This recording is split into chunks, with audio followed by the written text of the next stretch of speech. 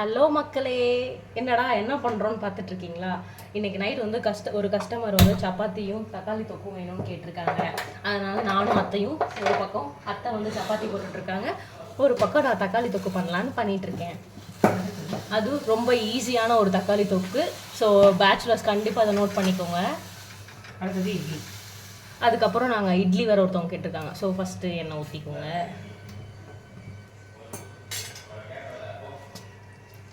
எண்ணெய் கொஞ்சம் சூடானதும்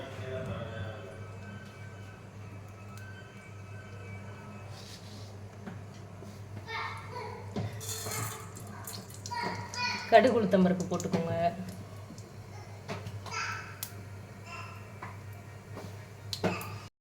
இப்போ ஆக்சுவலி வெடிக்குது. ஸோ கடுகு வெடிச்சதுக்கு அப்புறமேட்டு பாருங்க வெங்காயம்.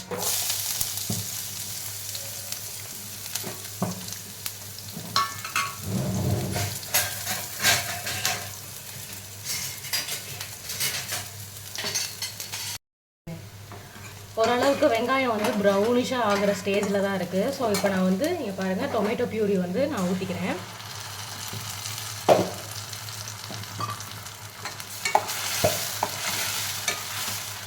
என்னங்க சைலண்டாக இருக்கீங்க? கல்யாண நாள் வேறு எதுவும் இல்லையா? சப்பாத்தி தான் எங்களுக்கும் போட போகிறீங்களா?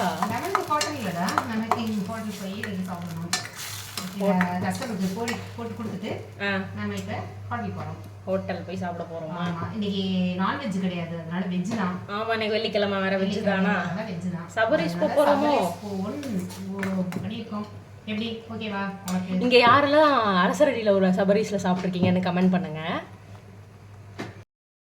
ஆக்சுவலாக இப்போ தக்காளி ஊற்றுனதும் தக்காளி சீக்கிரமாக வேகிறதுக்காக என்ன பண்ணணும் அப்படின்னா, கல் உப்பு போட்டிங்கன்னா சீக்கிரம் வதங்கிடும். ஆக்சுவலாக நான் கருவேப்பிலை போடுறதுக்கு மறந்துட்டேன், அதனால நான் இப்போ கருவேப்பிலை போடுறேன். அதே மாதிரி பச்சை மிளகா ஒன்று காரத்துக்காக. இப்போ ஓரளவுக்கு தக்காளி வந்து கொஞ்சம் கொதிக்குது. ஸோ நான் அடுப்பை ஸ்லோ பண்ணிட்டேன். இப்போ வந்து ஒரு பிஞ்சு மஞ்சத்தூள் போட்டுக்கோங்க. அடுத்து வரமிளகாத்தூள் கொஞ்சோண்டு போட்டுக்கோங்க. அடுத்து வந்து மல்லித்தூள். அடுத்து எங்கள் வீட்டில் எங்கள் அத்தை வந்து சாம்பார் தூள் அரைச்சி வச்சுருக்காங்க. ஆக்சுவலாக அது வந்து கொஞ்சம் நல்லாயிருக்கும். அதனால் நான் இந்த கறி மசால் தூள் அதெல்லாம் நான் ஆட் பண்ண மாட்டேன். நான் எப்பயுமே நான் பண்ணும்போது சாம்பார் தூள் தான் ஆட் பண்ணுவேன். அத்தையும் சரி அந்த அத்தை அரைச்சி வச்சுருக்க தூள் தான் ஆட் பண்ணுவாங்க. ஒரு தடவை அந்த சாம்பார் தூள் அரைக்கிறது எப்படின்னு நம்ம வீடியோ போடுவோம் சார். ஸோ இந்த ஸ்டேஜில் கொஞ்சோண்டு தண்ணி ஆட் பண்ணிக்கணும்.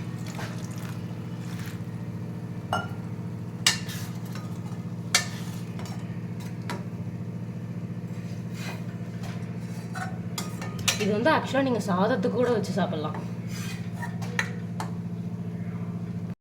ஆக்சுவலாக இப்போ நம்ம மசாலா தூள்லாம் போட்டிருக்கோம் இல்லையா? ஸோ அதோட பச்சை வடை போகணும். அதனால் கொஞ்சம் நேரம் கொதிக்க விடுங்க.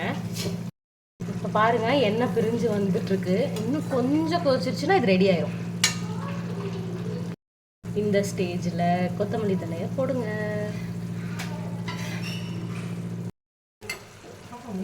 இப்போ ரெடி ஆயிடுச்சு.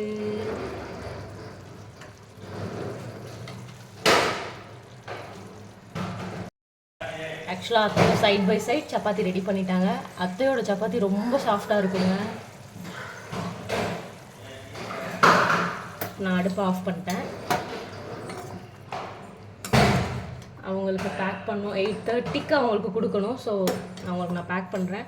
உங்கள் வீட்லேயும் யாராவது வயசானவங்க யாராவது இருக்காங்க, அவங்களுக்கு நீங்கள் கடையிலேருந்து தான் சாப்பாடு வாங்கி கொடுத்துட்ருக்கீங்க அப்படின்னா நீங்கள் தாராளமாக நீங்கள் என்னோடய இன்ஸ்டாகிராம் பேஜ் போங்க, அதில் டிஎம் பண்ணுங்கள். நான் உங்களுக்கு டீட்டெயில்ஸை கண்டிப்பாக ஷேர் பண்ணுறேன். நாங்கள் வீட்டில் இருந்து இந்த மாதிரி நிறையா பேத்துக்கு சமைச்சு கொடுத்துட்ருக்கோம். ஸோ பேச்சுலர்ஸ் யாராவது நீங்கள் பக்கத்தில் டோப் நகரில் எங்கேயாவது ஒர்க் பண்ணுறீங்க அப்படின்னாலும் நீங்கள் தாராளமாக என்னோட இன்ஸ்டாகிராம் பேஜில் எனக்கு டிஎம் பண்ணுங்கள். நான் ஃபுல் டீட்டெயில்ஸ் உங்களுக்கு நான் ஷேர் பண்ணுறேன். ஸோ இப்போ நாங்கள் ரெடி பண்ணியாச்சு.